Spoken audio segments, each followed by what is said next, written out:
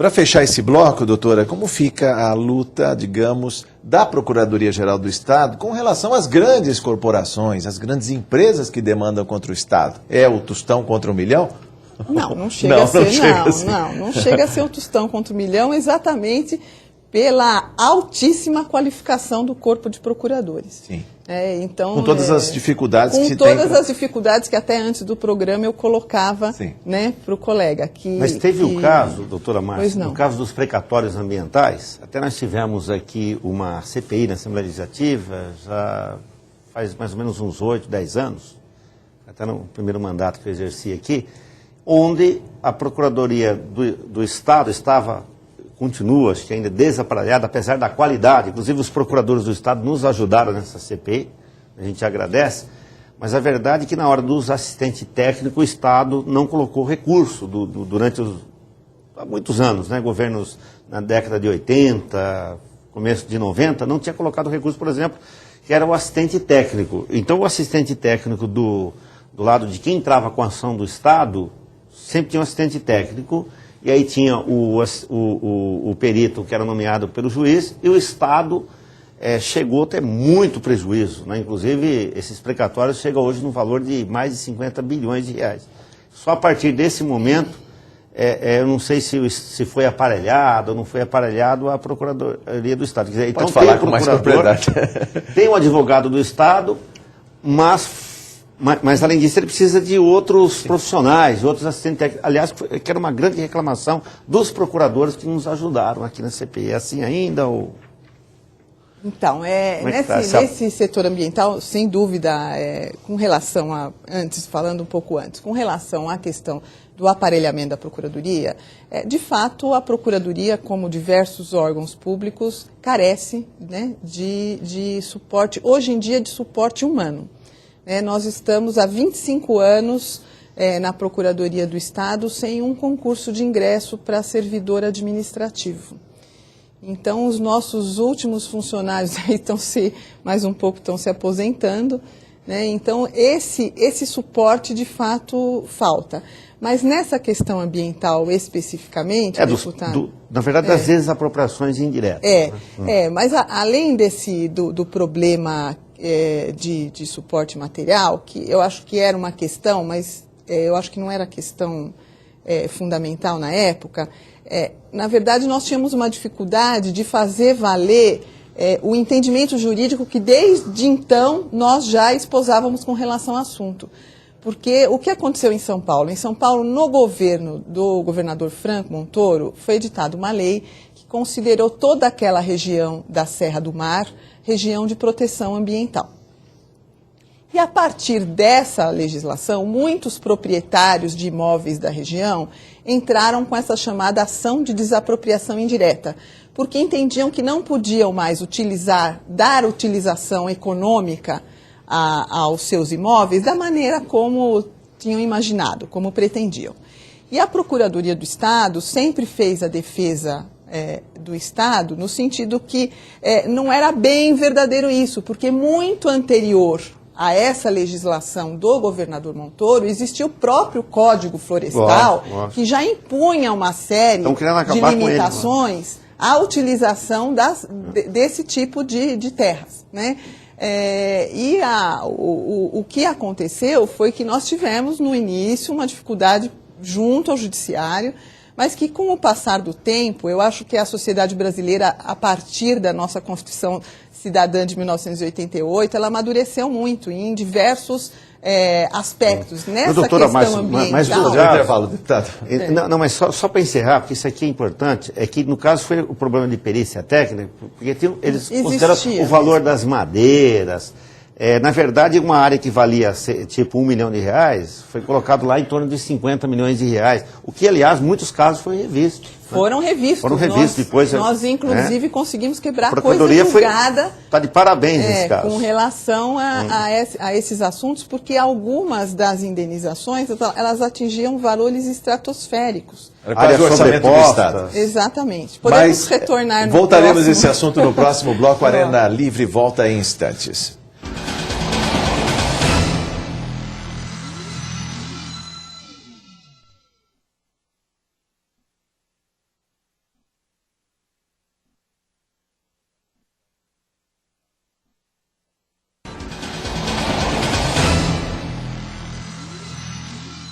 O Arena Livre está de volta hoje conversando com Márcia Semer, que é presidente da Associação Paulista dos Procuradores do Estado, que está nos explicando o que vem a ser a advocacia pública, não é, deputado? Valdir Aguinaldo, sua pergunta. Obrigado, Jorge.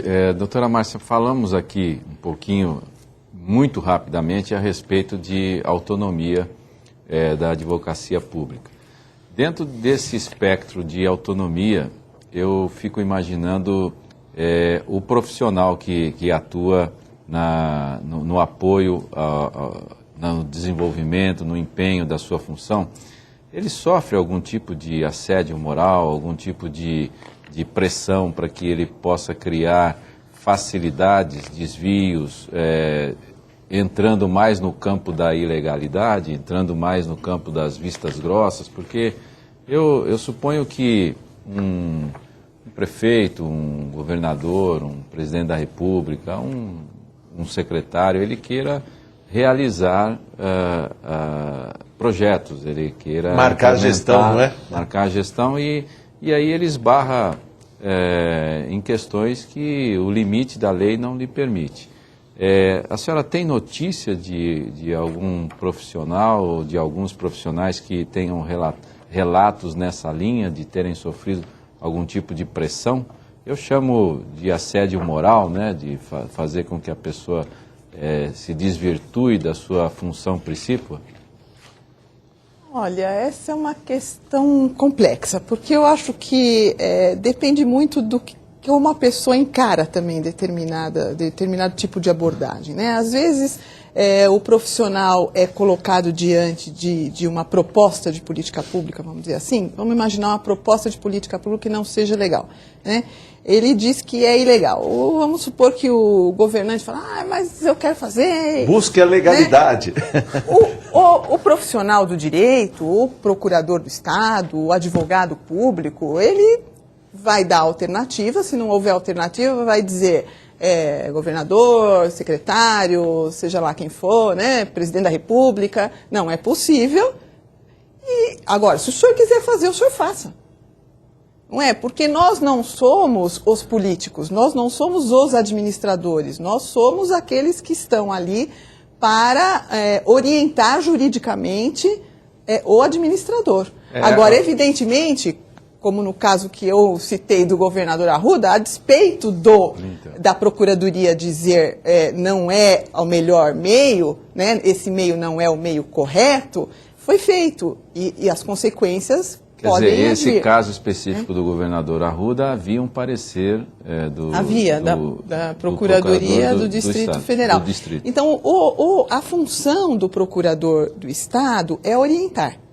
Ele está lá para orientar a administração e para zelar pelo patrimônio público e pelo interesse público. Se o governo do Estado quiser construir uma nova linha de metrô, quiser construir uma nova rodovia, extensão do Rodoanel, o governo federal quiser construir uma usina hidroelétrica, ele precisa obrigatoriamente ouvir o parecer do procurador. Precisa, porque a Lei 8666... no seu artigo 38, determina que todas as licitações e contratos sejam analisados pela advocacia pública. Eu até provoquei essa pergunta porque eu acho que o nosso espectador ele fica com um entendimento muito claro a respeito do papel do procurador do Estado, que é esse, colocar legalidade, porque algumas coisas elas são, do ponto de vista da gestão pública, até um anseio. Mas ela não deve ser implementada porque esbarra nos limites da lei. E aí vem o profissional, essa é a nossa função. Nós não podemos nos sobrepor ao administrador. O administrador, que eu digo, é o governante, né? O prefeito, o governador, o presidente da República. Eles são os eleitos. Eles foram eleitos para exercer os seus mandatos livremente. Agora, nós podemos dizer para esses administradores que a lei brasileira, a Constituição brasileira não permita que se faça isso ou aquilo deste modo ou daquele outro modo. E aí é que vem essa pressão que eu me referi, né? Não deve ser fácil para esse profissional Porque, como os receber senhores toda essa mesmos carga, colocaram, né, de né, pressão. o deputado aqui, Vanderlei Sirac, colocou, o procurador é sempre tido como aquele profissional que vai entravar, né? Aquele que vai atrapalhar. Ih, lá vem o procurador. Agora vamos fazer o papel Não do é? advogado do diabo. Aí tem também, que existem no direito, né? Como os termos às vezes são de conteúdo, vamos dizer assim, jurídico indeterminado, e aí pode ser de um jeito ou pode ser do outro, Sim, né? Às vezes existe. existe mais uma opção. Então, às vezes existe um certo conservadorismo. Eu vou citar, deputado Aguinaldo aqui, um caso até que eu fui consultado informalmente na área da educação. Então tinha um prefeito que gastava com formação profissional. Daí a procuradoria ligada à Secretaria de Educação falava, não, mas não pode. O Tribunal de Contas falou que não pode. Aí ficava aquela discussão porque tinha uma lei. Aí se a gente for para a Constituição, eu falei, vai na Constituição, que a Constituição fala que é a educação. Formar para a cidadania e para o mundo do trabalho. Portanto, pode. E aí foi feito de outra maneira, daí pôde, né? Esse é um caso específico também. Outro caso é a compra de remédio, né? Sempre fica aquela teoria da reserva do possível, se não pode, não pode. Aí tem que argumentar de outra maneira, que é a defesa da vida, que é a obrigação do poder público. Então, às vezes, pode, não pode de um jeito, pode do outro. Depende da argumentação também que é apresentada. Não, e aí fica em aquela alguns casos angústia dos depende. prefeitos. Jeitinho que você está falando? Não é jeito, não. Não, né? É a letra buscar, da lei. é você buscar, compete aos advogados, Interessante sejam isso, públicos né? ou privados, É. buscar, extrair o princípio, desde que atenda ao interesse público, pode. Quando não atende ao interesse público, não pode. Né? O senhor está Doutora. dizendo que interesse público é um termo aberto. Aberto. Eu concordo. É indeterminado, público né? é um termo aberto, mas nem tanto. Porque, em muitos casos, o que o advogado público tem que ter em mente, que ele não está lá para, se ele é simpatizante ou não simpatizante do governante, ele não está lá para ajudar ou para atrapalhar, ele está lá para dizer a lei. Né? É a mesma coisa da função do juiz, vamos dizer assim, mutatis mutandis, né? Cada um no seu quadrado, mas o fato é o seguinte, que o advogado público tem essa missão de dizer, olha, a legislação vai até aqui, se o senhor for lá para frente, o senhor vai ter problema no Tribunal de Contas, né? Ou o judiciário tem um entendimento que não é favorável. Essa questão também do entendimento mais aberto, a Constituição permite. Né? Nós mesmos, procuradores do Estado, às vezes achamos que a Constituição permite, ou que o arcabouço jurídico permitiria um determinado tipo de interpretação, mas aquela interpretação não encontra guarida no judiciário, e aquilo vai levar o administrador a ter problemas no futuro, né? Ou ao próprio Estado ter prejuízo. A nossa função é salvaguardar o Estado, salvaguardar o patrimônio público e o interesse público. Isso, no mais das vezes, acaba salvaguardando também o administrador. Mas não é nossa função salvaguardar o administrador. Sim, a o nossa Estado, função é resguardar o que é de todos, que é o Estado. Né? Então, o que eu diria para os senhores é que nós atuamos nesse limite. É um limite que tem, de fato, um arcabouço político? Tem, em alguns casos tem. Mas no limite, nós temos muitos procuradores, por exemplo, que não comungam, vamos dizer assim, da ideia de privatização e que atuaram brilhantemente em toda a privatização que ocorreu aqui no Estado, na época do governador Mário Covas, que eu posso dizer, eu era chefe de gabinete na época e acompanhei muito de perto isso. Então, eu sei de colegas que ideologicamente não eram favoráveis à ideia, mas que trabalharam com afinco e trabalharam muito seriamente para que todas as privatizações ocorressem dentro da legalidade e da melhor maneira possível, como, aliás, ocorreram.